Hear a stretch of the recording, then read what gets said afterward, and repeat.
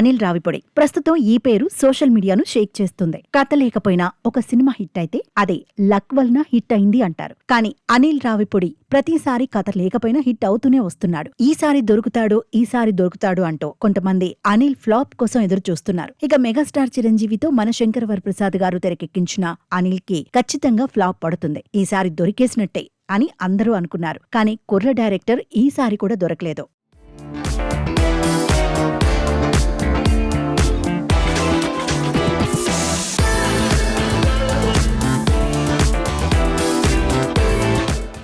మన శంకర వరప్రసాద్ గారు జనవరి 12న రిలీజ్ అయి సంక్రాంతి హీట్ అందుకుంది. మొదటి నుంచి అనిల్ సినిమాలు అంటే క్రింజ్ కామెడీ ఉంటుంది. రొట్ట కథలు, లాజిక్స్ ఉండవు అని టాక్. F2, F3 అయితే అస్సలు చూడలేం బాబోయ్ అని కొందరు చెప్పుకొచ్చారు. ఏదో లక్ కొద్దీ అవన్నీ హిట్ అవుతున్నాయని కొందరు, ఫ్యామిలీ ఆడియన్స్ కి నచ్చుతున్నాయని ఇంకొందరు చెప్పుకొస్తున్నారు. ఇప్పుడు చిరు సినిమానే తీసుకుంటే ఇందులో కూడా కథ లేదు. కామెడీ ఉన్నా అది కొంతవరకు మాత్రమే. కానీ హిట్ మాత్రం వచ్చింది.